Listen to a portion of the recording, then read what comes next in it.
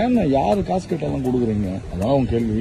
இருக்காரு தம்பி, நம்மகிட்ட ஒருத்தர் காசு கேட்கறாங்கன்னா அவங்ககிட்ட இருக்கு இல்ல அப்படின்றதெல்லாம் கிடையாது. அவங்க நம்மகிட்ட கேட்கறாங்க, சரி ஓகே, நான் என்ன வள்ளலா வாரி வாரியா கொடுக்க போறேன்?